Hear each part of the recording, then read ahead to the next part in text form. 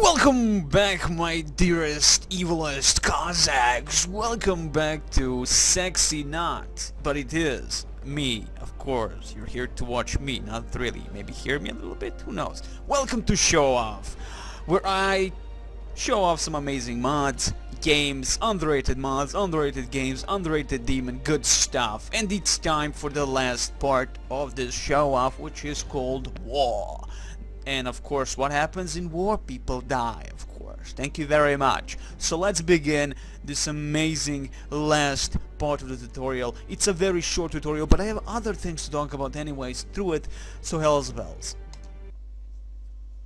Welcome back!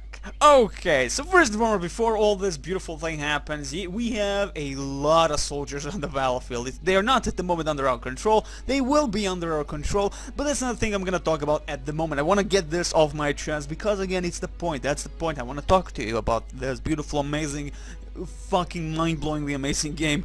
GSC, I fucking love you. So, I was playing French campaign, first mission, and you know what I found out? You can fucking break scripts. And I love it. I love it. Why? What demon, fucking brains, what the fuck is wrong with you? No, you do not understand. There are few games out there that allow you to break the story of the scripts, right? So you don't get this message before you do certain thing, right? So I'm gonna tell you what's happening. So in a French campaign, you're playing as evil pirate lord, not really, but you're helping against the pirate lords of the Lordinance. So you go around. Also, by the way, if we finally have music, thank you very much. It's so amazing that women cry in God's bag. So I play this beautiful, amazing thing. We do a few missions. I delivered the goods, some merchant to his thing, and then all of a sudden defend the fucking fortress. The enemy is gonna jump on it, rape, pillage, and burn. OMG. So what do? I collect all my men of wars, all my Zeveks, all my goddamn ships of the line of not really, but other ships, smaller ships, scrap your ship, frigates, and whatever. Move on to the points where I believe the enemy will come, because I don't see the additional two parts where you can transport your troops that you get. And I move all my units to that location, all my ships, and the enemy comes in waves and destroys everything and all the good stuff, right? And you say, well, the thing is that the quest tells me I'm supposed to repel it, right? I repel the motherfuckers, I destroy them completely, my men of wars rape the pillage, like men of wars like kill everything. Because the damage is ridiculous, and how many guns they have, and they like how fire rate of those guns is massive, like just ridiculous stuff, right? And I'm holy crap, I won, I'm amazing. So I finally transport those troops after that massive battle. I transport them through the goddamn coastline. I go into the fortress, and all of a sudden, oh my god, we're gonna get attacked by the Germans, and I'm like, what the fuck? I just killed them all. And that's where the scripts got fucked.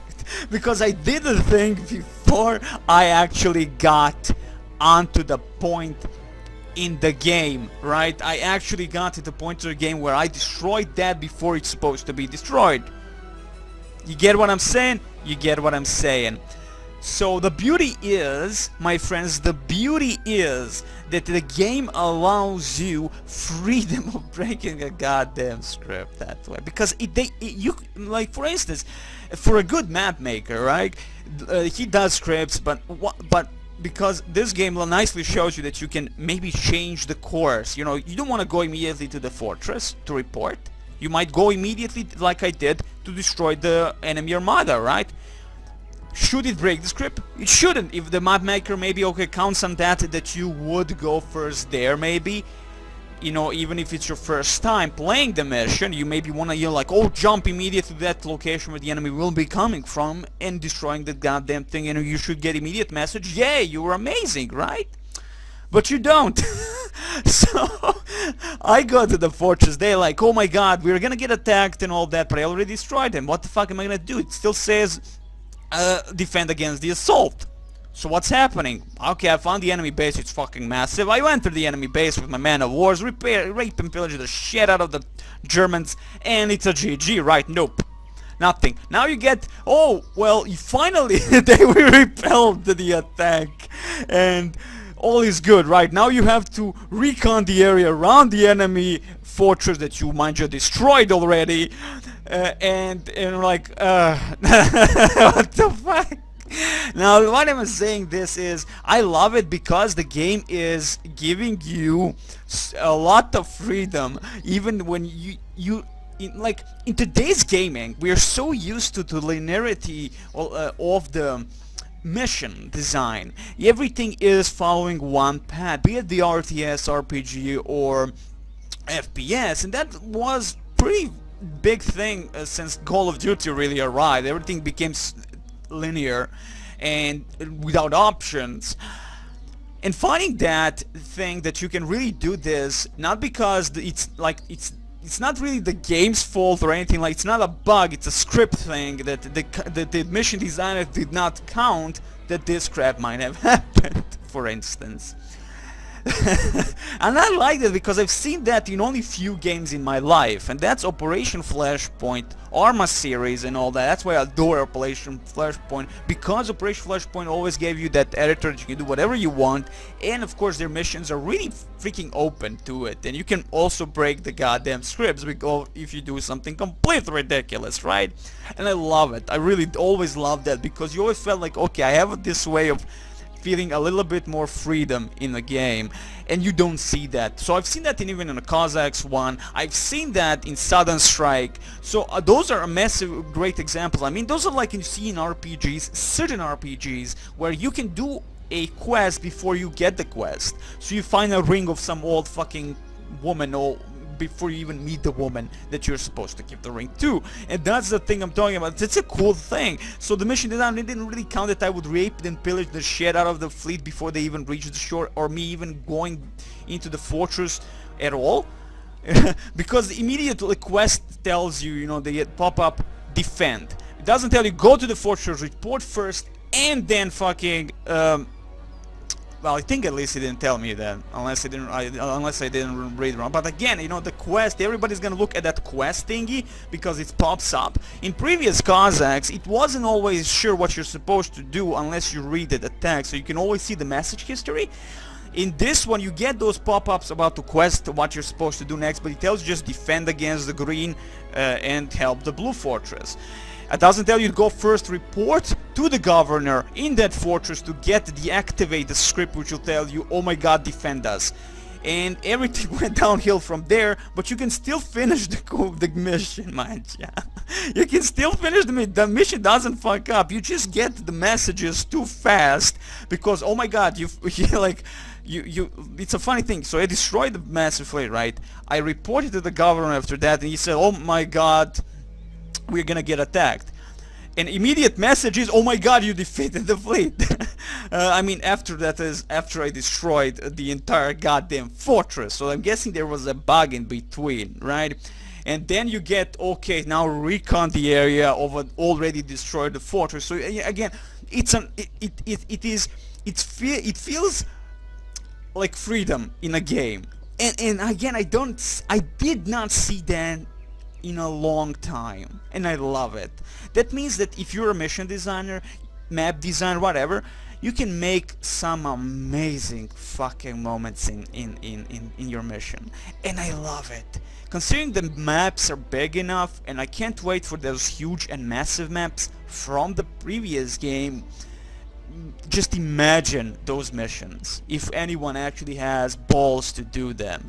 Just imagine how much you can even add the RPG elements to it, probably like in previous games. You had certain missions, certain campaigns which you can level up, so to speak, your hero, and that's beautiful. So I can't wait. I like it. It's definitely an issue. You know, like, you should not have that kind of script issue. You should have a little bit of diverging paths if you do something before something happens and something like that. So hell's bells, I hope of course they're gonna fix that at some point, but still, amazing stuff, I liked it. So anyway, my king, battles are costly for both armies, and don't happen too often, unless both parties involved cannot avoid them, of course. But today is a day of battle. We did everything to prepare for a fight, and the rest is in the hands of Jesus. No bullet would hit the soldier, unless Lord Jesus wills it. Nice to have him on our side then. We are oath to win. Okay, so let's begin.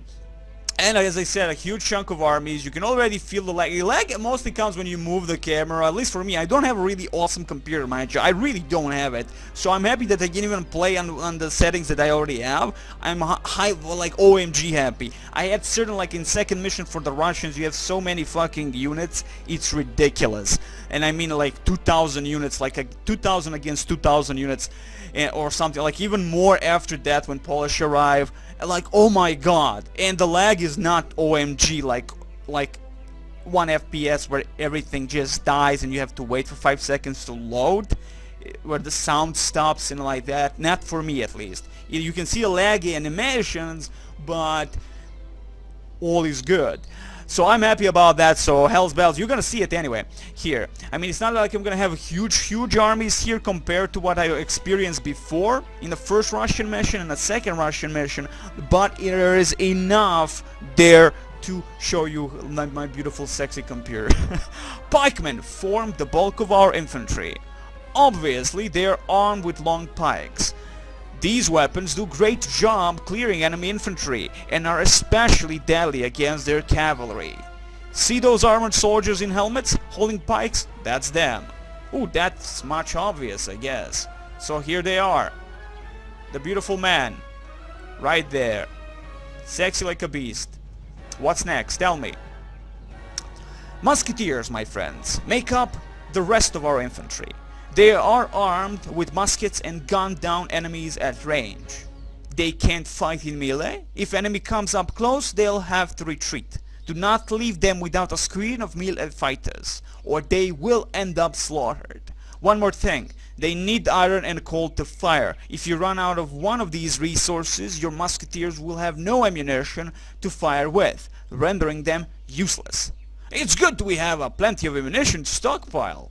Thank Jesus. Okay, so first and foremost, I have to just lower a little bit of the volume here. As you can see, these are my options. This is what I have at the moment, and I'm happy with those options. To be honest, I don't have to change. Again, I was kind of, as I said, worried that I won't be able to even play the goddamn game, and I'm happy.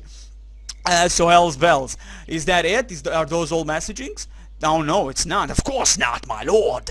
Demon is love. You do not know this, but the demon does. Thank you very much. A part of our cavalry consists of riders, which are armored riders of Rohan. See those armored horsemen? It's them, riders of Rohan. They are used to fight in melee. Cavalry is much faster than infantry, of course. So use this advantage to reinforce vulnerable spots and to deal surprise attacks on the enemy. On my honor, these riders can rival the companions of Alexander himself, I say.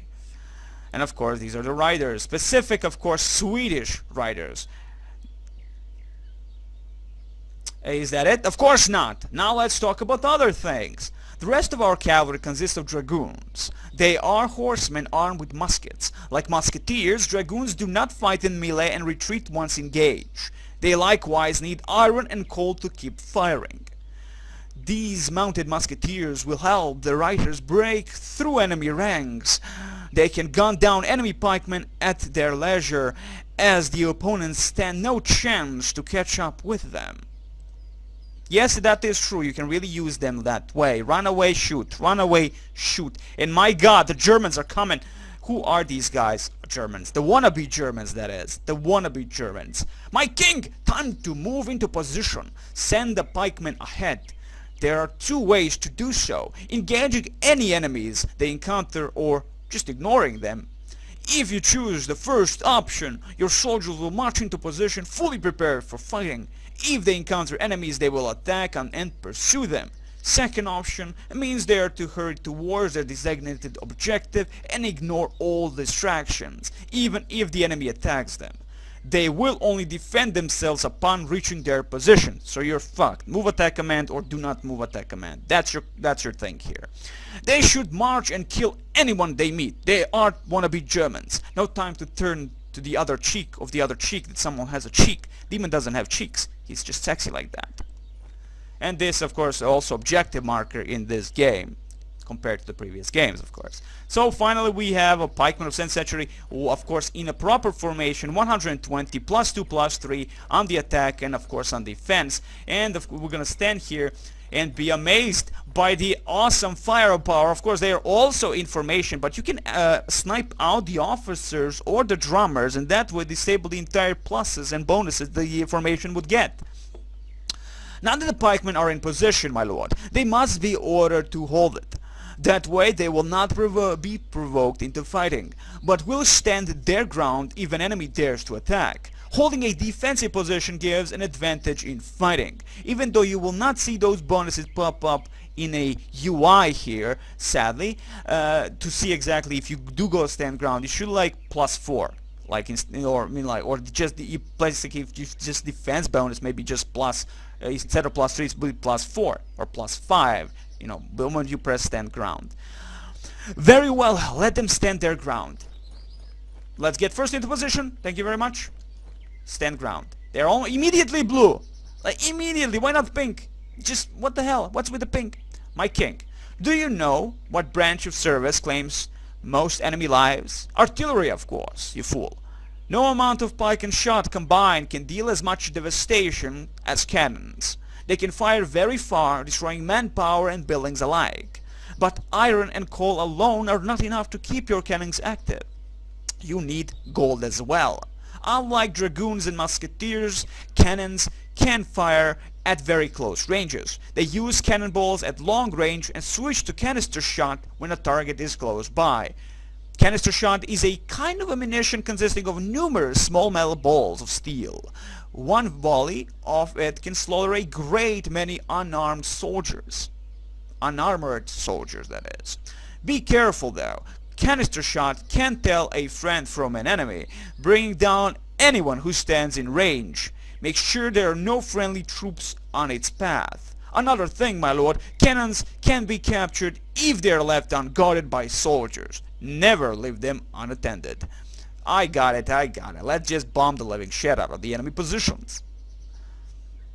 Okay, so we're following and now fire them with your cannons. We finally get the option to utilize the cannons. They are evil, they are beautiful looking. I just love the shininess of them. And they're, of course, no crew! Oh my god, why the fuck no crew? Oh my god, crew, why would we need crew? Why would we, these are transformers in disguise, people. So let's open fire upon these bastards. You have the bombard area button, which is a new thing, I believe. They of course have to get in a little bit close point, and we can actually see the damage. There goes an officer, which is a GG immediately for them. They still have the formation because they have this bastard. And look at that beautiful damage they are doing. Now manja, if they get a little bit closer, that would be even more preferable. Look at how, look, the sound effects are amazing, the smoke effects are freaking amazing. It just, they're simple, but look very beautiful. So let's just tell them to bombard this area like nobody's bitch. Thank you. Bye bye Germans, wannabe ones, that is. My king, our fired force? We did not fire any force. Well, it is a fire force the enemy to abandon their position. Their musketeers seem to be unprotected. Do you remember they cannot fight in melee? To close in on them swiftly and leave them no chance to escape, use light cavalry. These horse people are faster than riders of Rohan and dragons. You have some mercenary Cossacks filling this role in your army. They'll do wonders in a surprise raid. Of course, the Ukrainian Sich Cossacks. These guys are raping and pillaging and burning everyone they see, and they're just that amazing. The fastest unit in the game. Let me see if they were worth their price of admission. And you can see them right here, my dearest friends. You can see the look of them, of course. Let's get one of these beautiful Ukrainian bastards. Look at him. He's an evil man. And just the modeling of him is just pure sex. You see the 10 damage and of course 150 health points. They are not in a proper formation, as the Ukrainian units do not have officers of any kind or drummers by that matter. But again, they are hard-working people. They are warriors. unmatched by other warriors, and they have cool muskets, so else bells. So let's see how fast they are, how sexy they move. They know this. They might just know this. So let's move attack command A and move, just attack, and here they come, opening fire by the Austrian musketeers. The GG is for the Germans, the wannabe Germans, and it's a GG, as you can see. I'm close a little bit. Everybody's dying just a tad bit for the demon and his kind, and of course it's a GG. Again, they do not have a melee capability of defending themselves, so it's understandable as to why they all died. Warships, my lord, are a powerful force in their own right, if somewhat limited by requiring some water to sail in. A warship is a big artillery battery capable of doing a lot of harm to the enemy. Fortunately, our opponents have set up their base on the shore, and we have a ship of the line, no less, ready to do battle. We can use its tremendous firepower of his battle station to destroy their camp. Send orders in her captain. In her captain? Yeah, if the captain is a female, of course, at once. So let's move on. So this is the Austrian camp. Look at this, a pathetic looking camp. Indeed I say, indeed I say. So finally utilizing our ships, and this is the best ship you can actually get, the ship of the line. Massive amount of cannons, and you will see what I mean by that. Let's get as close as possible. It's the slowest unit in the game, even with the upgrades in the academy. It is still the slowest unit in the game. Well, slowest both in the Gamu. And here come back the battered spearmen that survived the artillery barrage. And that's about it, actually. That's the only thing that actually survived the artillery barrage. A few spearmen, and I think even the fucking drummer there still alive and kicking. And you can see the reflection of evil coming towards them. They know that, I know that, we know that, they know that, everybody knows that someone's gonna die. And there you go, opening fire upon them with massive destruction. 1,500, 1,800 damage, and it actually has proper shielding if you want defense 100. You see how fast it is firing upon the Germans. They stand no chance. They stand no chance, my dearest friends. My king, do you hear the thunder of enemy drums and the whine of their flutes? They are going on the offensive, no less. We'll see what kind of dough they are made of. I command their bravery to willingly march to their death. Of course. And finally we have a massive battle at our doorstep. So let's prepare the defense. Let's move the musketeers here. Let's prepare the cannons into position to open fire. We'll move everyone, and I do mean everyone. Let's get here. Move, move, move. Let's see what we have here. We have also a bunch of beautiful, we have Highlanders, the English Highlanders no less. Look how sexy they look, because they are English, of course. English people do look sexy when they want to. So hell's bells. Let's bring in the paint onto the sides, and of course the siege Cossacks. They're gonna be the future for us here in this battle. We're gonna position them here. We're gonna be control 1 key on them, because they're gonna be doing the most damage against the Germans. Let's prepare the line formation and stand ground, mind you, and stand ground no less. Let's bring our riders of Rohan over here, the Swedish riders specific. Let's get a pikeman of 18th century. Here they are. Look how sexy they look. Of course, we're looking from the side, so not really much you're gonna see in the end. The enemy is up front with the round shields. Of course, that's the Austrian unit specific musketeers, and in for proper formation no less. We have here Pandurs, the evil Austrian cannoneers. Not really, but they are. And of course, let's get the Highlanders up front. Thank you very much. Let's get you back. We actually, oh no, they have their own dragoons. Good. Everything is happening as planned, and there comes the fighting of the ages and the lag. Of course, the demon, like the rumor, also I am recording, so Elsbel, that's gonna help out a little bit. Let's move in our riders from the side. The 18th century dudes moving in. Thank you very much. It's destruction, complete destruction of the enemy is already they're losing. Let's get our beautiful Cossacks. Charge the sides, my friends. Charge the side. Let's get our own dragoons. It's death and destruction. The Highlanders moving in, killing completely. And the Cossacks from the side, the siege Cossacks, no less. They're gonna be raping completely those musketeers and Pandurs, and they're dead. And they are dead. Into the line, there comes the 18th century bastards, the riders of Rohan moving in. The enemy is riders of their own, classical vanilla guys in massive armor. But it's a GG already, as they have lost the hold. Hell's Mother upping bells, but again, it was supposed to, I mean, we have the 18th century pikemen, they do not.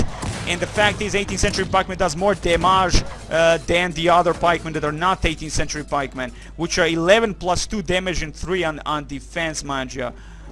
And 11 like, plus 2 and 8 plus 2. So these guys in general are just bloody amazing. Of course, it's just evil all around for them. Like the after all, nothing really can stand them, especially not the 17th century pikemen. Congratulations on your victory, my king. Following your wise orders, our brave soldiers have triumphed, penning another glorious page in the history of mankind. I had no doubts the Lord Jesus wants to grant us extreme pleasurable victory. So that's it, my friends. I hope you enjoyed it. This is the last part of the show off. At some point I will be doing the ever so amazing thing called Cossacks 3, sexy Cossacks 3 at some point, that is. Anywho, I wish you the very best. I hope you enjoyed it. Next time, more love.